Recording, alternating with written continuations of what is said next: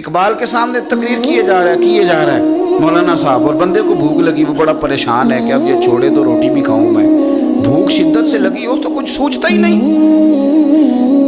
तो वो इकबाल ने जब देखा तो इकबाल कहने लगे, मौलाना फाका कश को दर से शरीयत से क्या गर्ज, उस फाका कश को दर से शरीयत से क्या गर्ज, उसके शिकम की आग को तो रोटी चाहिए, उसे रोटी दे ले फिर दीन बताना, मेहरबानी कर रोटी खिला ले फिर अगली बात करना। मेरे भाई गौर करें मेरी बात। इसलिए सूफिया लंगर का एहतमाम बहुत ज्यादा करते, कसरत की तरह। अगर भूख लग जाएगी तो बड़े काम रह जाएंगे। सियासता की रवायत दर्ज कर, हुजूर फरमाते हैं रोटी लगी है, उधर इशा की जमात खड़ी हो गई। शारहीन ने लिखा है शर्त यह है कि भूख शदीद लगी हो, शदीद भूख हो, हल्की भूख पर यह हुक्म नहीं, शदीद भूख लगी हो, खाना लग गया, उधर जमात तैयार हो गई, तो मदीने वाले रसूल फरमाते हैं तो पहले रोटी खा ले फिर नमाज में शामिल हो।